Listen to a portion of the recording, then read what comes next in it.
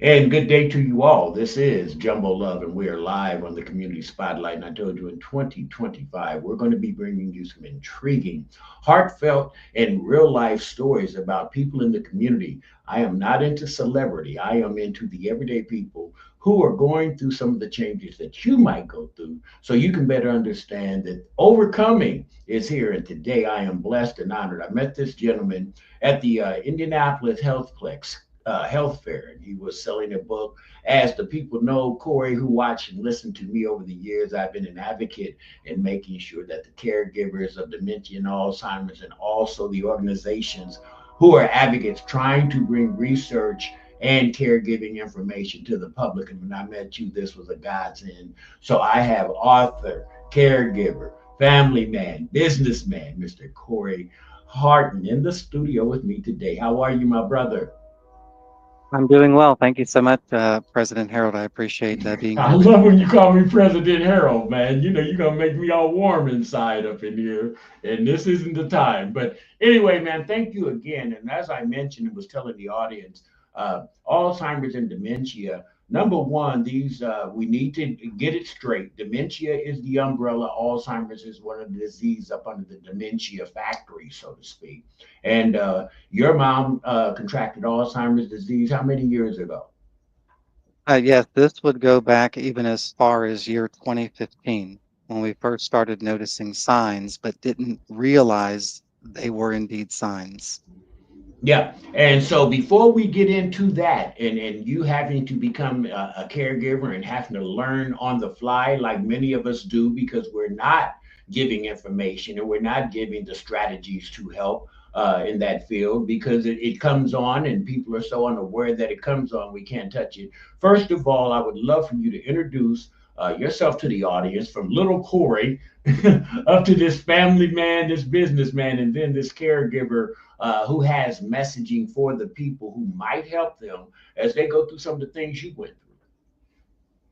Thank you so much. My name again, yes, Corey Harton, and originating from Louisville, Kentucky, and growing up in southern Indiana, Jeffersonville. So both cities are just separated by the Ohio River.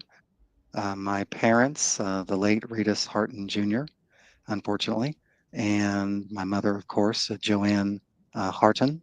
And I have three older brothers. I was able to grow up with two of them just because two of them were a little bit of a generation ahead of us. And so I was pretty young when he was already a little bit grown and gone. Memories that I have growing up, I went to a small public school for first couple of years and then was placed into a private Catholic school for 6 years. And from there, going to public high school, Jeffersonville, Indiana, which were basketball champions in the 90s, early 1990s. So you And must have been back with Sharon Wilkins. yes, Sharon Wilkinson, Okay, I yeah, you see, ran I know a track little with bit of him a little something. bit. Yes. Okay, I Uh, know a little something about this, Corey. yes. And something else, one of the highlights of being in high school was Air Force Junior ROTC. It really was a place of belonging, opportunity of discipline with the Fort Knox Leadership School. Did that for 3 years. Things like drill team, color guard, model airplane rocketry and performance. I did run track and field, did play tennis as well as ping pong, table tennis, and managed the girls' tennis team as well. And once it was time to graduate from high school with honors, I went on to Indiana University in Bloomington. And as I was sharing earlier, the college life, I was also in what is called the Minority Achievers Program. I'd earned a partial scholarship to go there. And they had a program set up within Minority Achievers where they would assign a couple to kind of look over, watch after the new incoming students. And I certainly needed it. Around that time, maybe 35,000, 40,000 students walking on campus, and I really felt alone. And they really took me in and just kind of helped bridge some of the gaps along with the rest of the program. And as I was sharing earlier, uh, I was getting into the college life, starting to sync my roommate. There's an influence there, as would be anybody that we live with. And then, of course, my own self that I'm bringing to the table. And when I say sink, I'm talking about sinking in sin and doing things that would be inappropriate and wrong. And I would come to discover this because around the time of my birthday, March 10th of that year, when I was a freshman, a young lady came up to me out of nowhere. All these students walking around on campus. She Your introduced herself to angel. me. Yes, my Yeah, angel. your angel. Yeah. And she introduced Jesus Christ to me and asked me to study the Bible. I was very hesitant, reluctant at that time. But after going to a dinner gathering, meeting some new friends, and playing table tennis with one of the gentlemen there, I still know all their names if I can share them if you like. Go ahead, man. I mean, I've told you this. This I told you Oh, I wanted you to be able to express candidly when we were in that 5 and 6 minute interview in that certainly. marketplace the other day. Get down. Yes. So her name is Rena Dickerson, and I am forever grateful for her. And she introduced me to a gentleman named Derek Wooten, who, as we speak, is in Europe. He basically sold everything, house, car, you name it. And he and his wife took care of their kids, of course, but they are now over there with his brother, and they're essentially on mission. But that's the type of gentleman that he was. And he helped study the Bible with me and bring me through confession and repentance. At that time, when I say I was sinking, I was getting involved with a relationship with a young lady, and I would say that God intervened at just the right time. I mean, just the right time. Who knows what I would have done to my life and if I would be where I am today if not for God intervening through people. Let And me so I pause was, you for a second. Let me pause you yes, for a second because the reason I don't like to do, you send me bullet points and notes, or because you didn't know this about me, I didn't know this about you, and this is how the kindred spirits and how the spiritual world I work in. You were mentioning going to college. I actually serve on the board of director. Dear friend of mine, Dr. Mark Eckel. They started a program at IU 7 years ago because they found out through data the 75% of the young people who go into college, much like yourself, who had a faith based background, they lost it because of that fire that you walk into called college when you have the opportunity now to have to make decisions on your own. And much like you said, there was nobody there to turn to. So we actually had a think tank over at IUPUI before he went on to Liberty University this past year, where every Tuesday hour and a half. You could come in, and if you had faith based questions, if you were a Christian and didn't want to feel like you were isolated on campus, it was a gathering spot called the Comenius Institute. And I'm still on the board of it. And you were mentioning it. I said, look at the Comenius Institute live and in listening color right now for our audience. But it is so important that we address these issues and know about them. And many people don't even think about it, Corey, when they send their children off to college. So I just had to take a pause to make a very, very poignant point to what you were saying, because many of our children, taught right, go astray once they enter that land of college. So I didn't mean to interrupt. I just thought that was a great segue into being refined and redeemed. And so after you got your spiritual wear on, it's still a struggle because the devil comes at you harder once you accept Christ. Tell me about your infancy into your spiritual walk. yes, and these are very deep things. Let me share this with you. Before that young lady met me, there was a dream that I had where I woke up in my dormitory. I got up and I went into the split restroom that we had between my suite mate and I. I turned on the light, looked in the mirror, and I was dead. I was covered in Wow. worms and maggots. It was a spiritual moment. I could see myself. I was the walking dead. And in the second dream that came just 2 or 3 days later, I was on a particular floor lounge, and the whole dormitory was surrounded by molten fire, smoke billowing, a semblance of hell. And my part of the dorm that I was on broke off and was heading in that direction. And I screamed and wanted to live and didn't want to die. And I ran and was carried through the air to safety. And I woke up from that dream, both dreams, in cold sweats. And it was a day later that this young lady met me. So when I look back on it, I see it as God giving a glimpse of this is where you are now, and this is Here's where your you will be. chance, brother. Here's your And chance. yes, Yeah. and for the infancy that she mentioned, I just remember shortly after being baptized, it felt like being a baby again because the campus ministry that was there, they literally, it's like they didn't let me go. I mean, they would let me go home, but they kind of watched over me. I was a newborn. I remember one of the members, I woke up and there's this member in front of me. I'm like, oh, wow. Hi, good morning. And they were just looking after me. And then Making I sure that went, baby was okay, man. yes. And then they gave me some tools and workbooks so that when I went home back to my hometown, I went to a prom, which they probably didn't know about. And when I went to the prom, the date that I had, she decided to just stay there and hang out and let me go on my own. So I had to find someone to take me home. And I found a fellow cadet from the past who took me home. And I share this deeper part because it's all about safeguards to try to be above reproach. So it's this young lady cadet and I, we go into my mom's home. Of course, she's not home. My dad's not there because my parents were separated and divorced prior to that time. So that's also part of the background that I had to grow up in during the end of high school.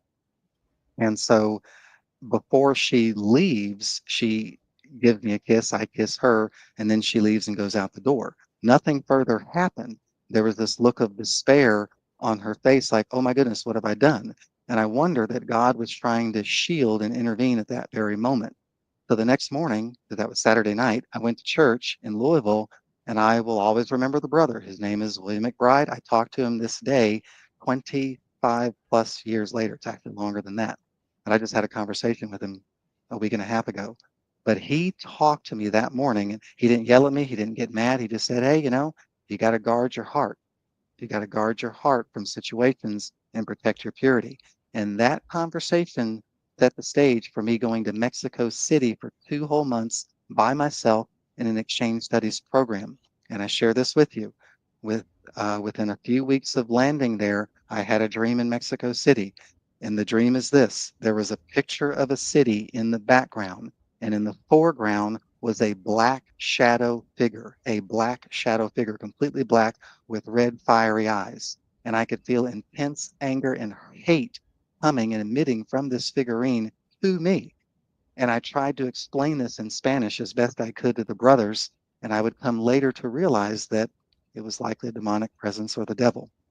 And so this has characterized many of the years of following Christ.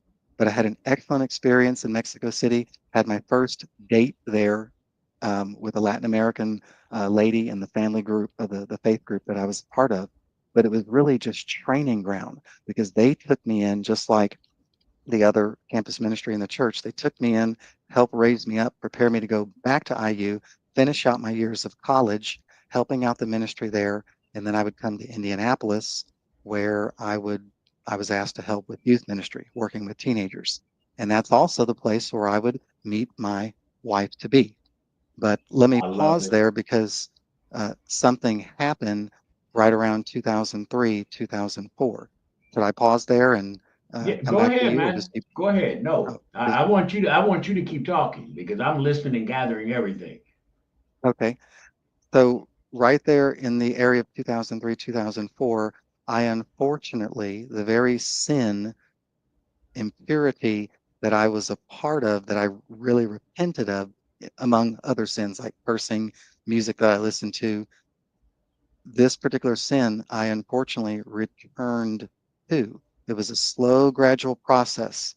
And some of the cause factors would be music, other cause factors, movies, certain videos that were seeping into my heart again, luring me toward lust. And there I go. And that's what I referred to earlier, which led to what is this first book that I wrote called The Experiment, because I asked God, I said, God, you got to help me. If you don't save me through this, I'm not going to make it.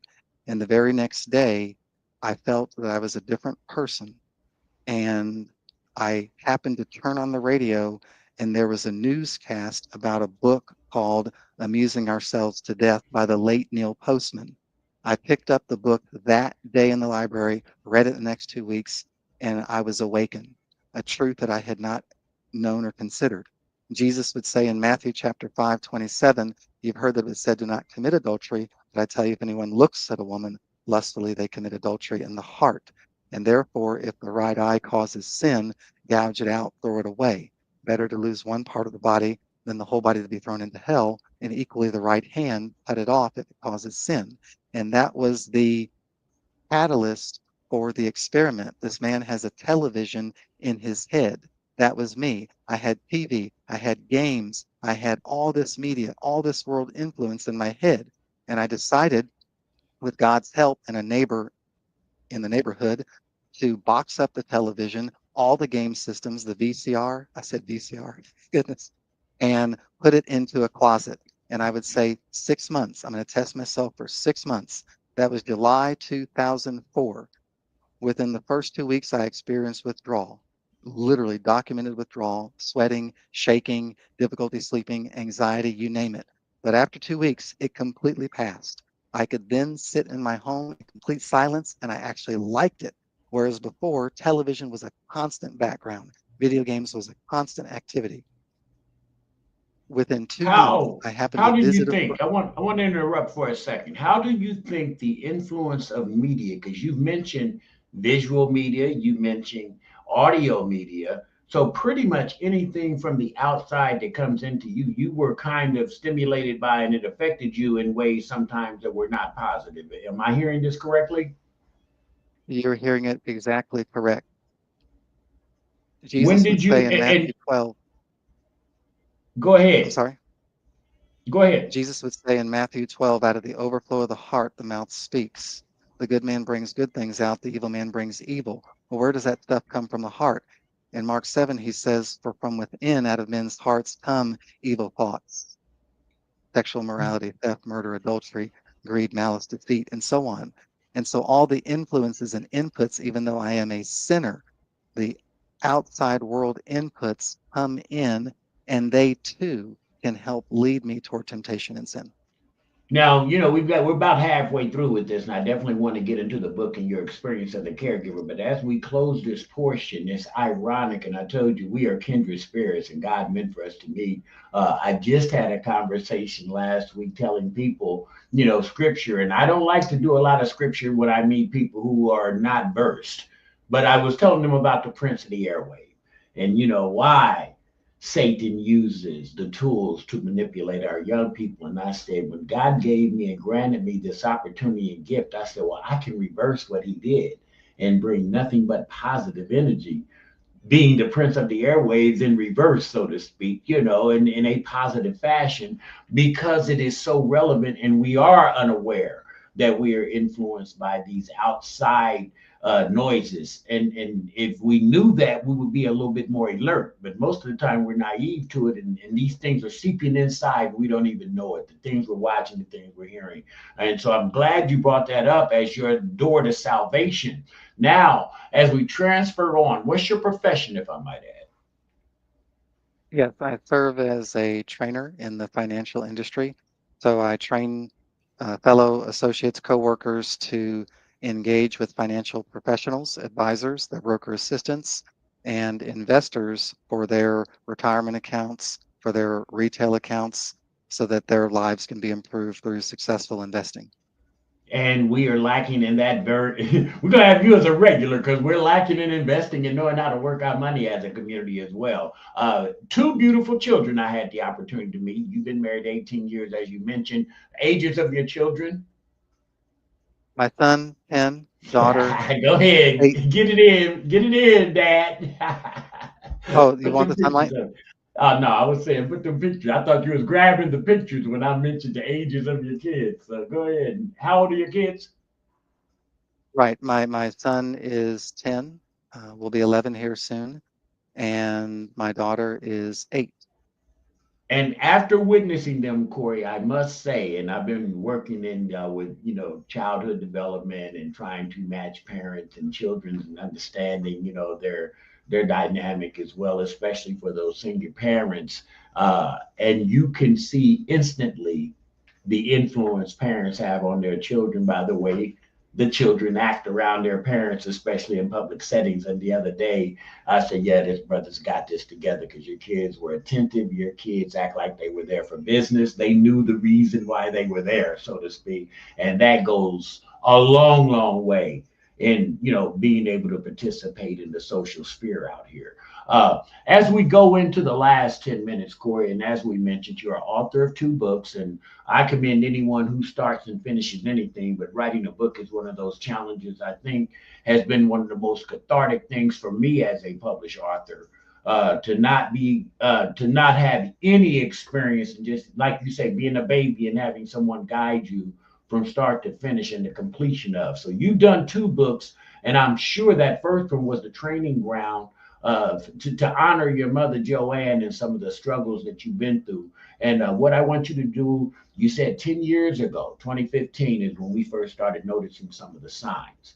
And talk about the gradual progression for just your everyday listener who might be going through some of the things you went through in the beginning, some of the things that you had to do to take over the legal responsibilities, and to the end, like, okay, the landing, and trying to make sure that the family's still all right, family's intact, your job and everything is in place, because there's more than a notion when you become the primary caregiver.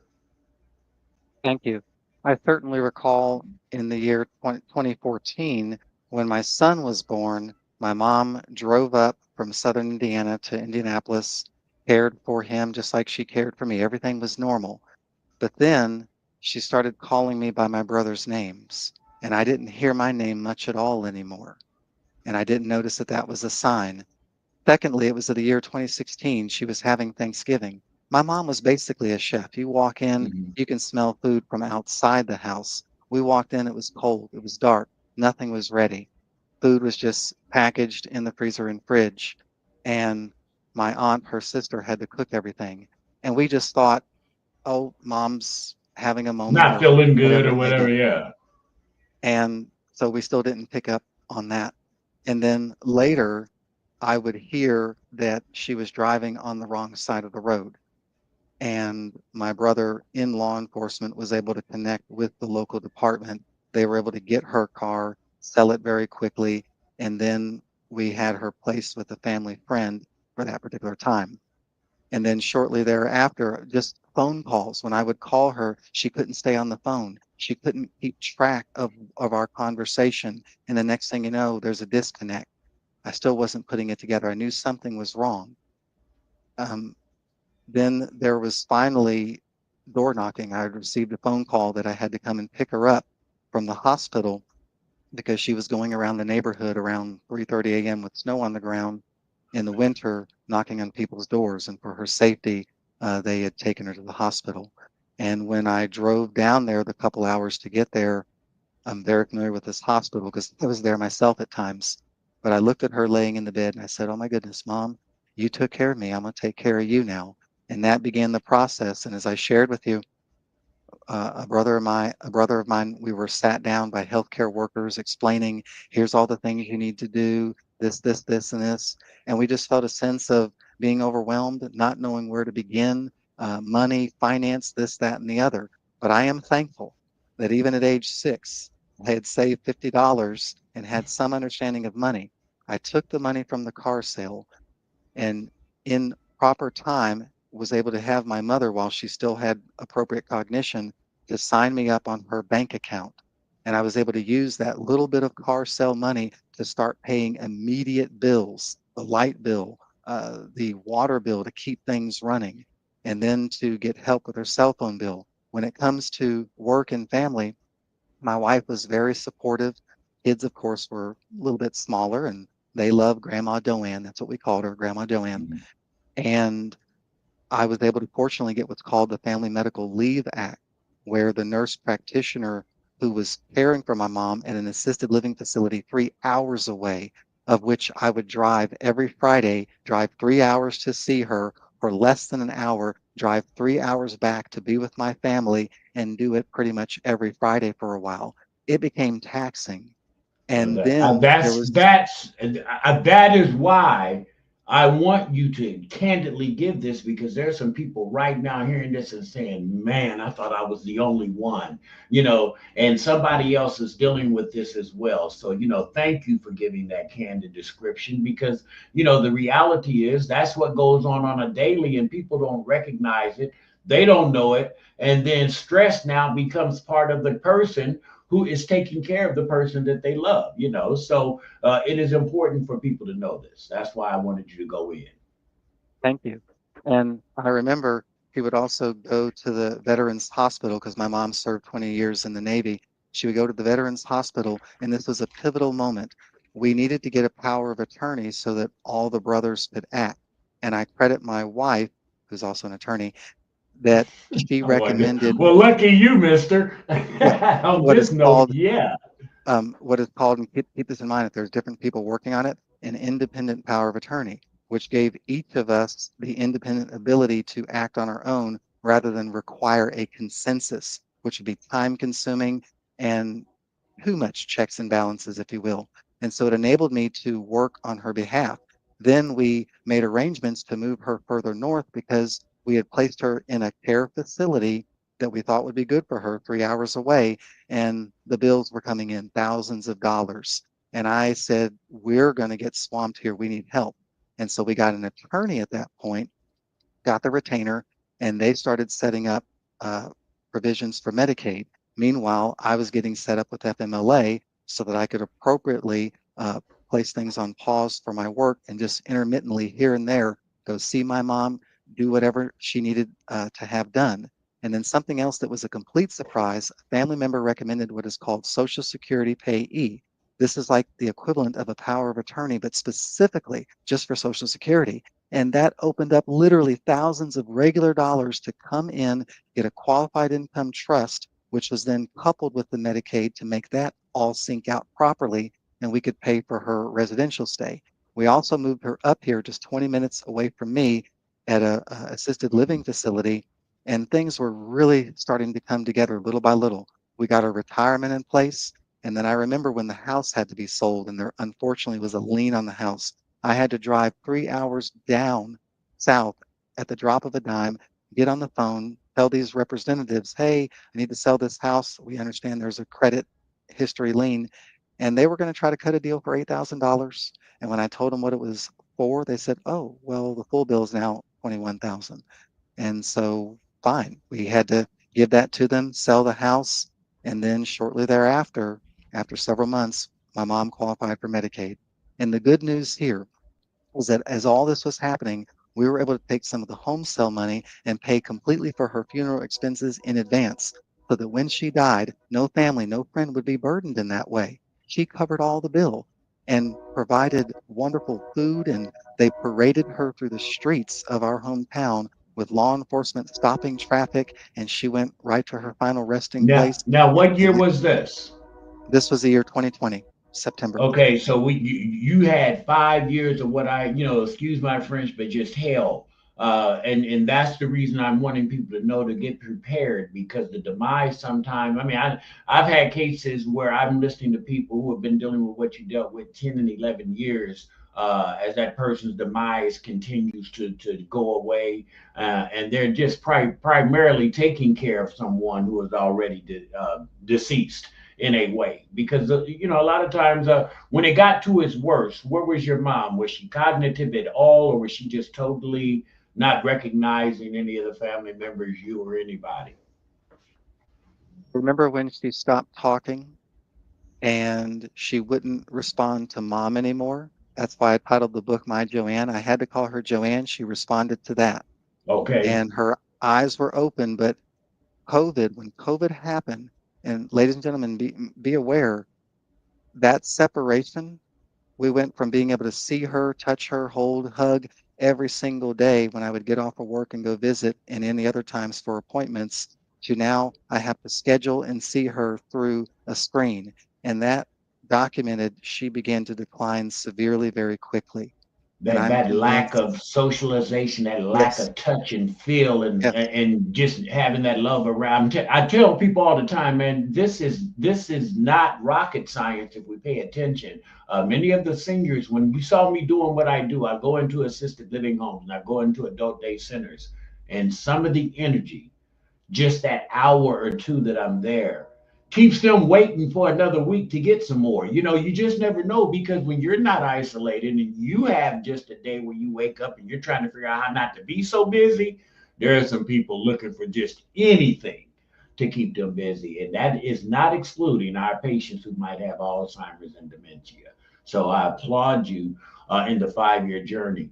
I'm before we close this down on this segment, because I can tell we're going to be doing a lot of this, because as I told you in our phone call the other day, many of the agencies that I work with would love Mr. Corey to come and share his story, because we can have all the data that we wish, but having someone who's lived it, having someone who's had to experience the things that you said about setting up your finances so you're not destroying your family are so important. And many people don't know where to begin. And so I ask that you want to be a contributor so we can make this a candid conversation, because I have data that says in research for African Americans, only about 8% of us participate in the research, and they're having medicines that come along that are assisting and helping, but they don't work a lot of times on us because we don't have a lot of people participating from our demographic in the research. So we need to have as many faces, as many people who have lived it, as many advocates as possible. So I want to share your information with the University of Indianapolis and the Indiana Alzheimer's Association at IU, and SACOAs and care sources that are trying to be advocates. So we'll talk about that later. But man, I appreciate you so much in bringing it. And again, the name of your books for the audience. Yes, my mother's book is My Joanne, an account of loving those who first loved us. It is on lulu.com, lulu.com. That's my publisher, and you can find the book there if you would like to purchase that. Now, The if second, someone, let me ask you this: if we have some of these events, much like we were at, if you wanted to bring some books, do you have books to sell on site? we certainly do, and I would very much like that. That, and so we want to make sure that we bring that to the forefront as well, and then make notice when you're coming, you can get this book, and then your other book is just still online and available.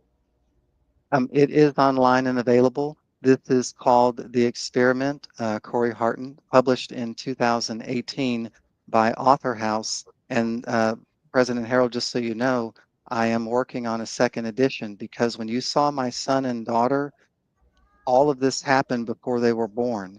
And part of why I did the experiment is that when I had children, I wanted to see what it would like for them to be able to grow up in a home that was not inundated by television and games. Yes, we have computers and internet, but it's not the same as having the constant barrage of TV.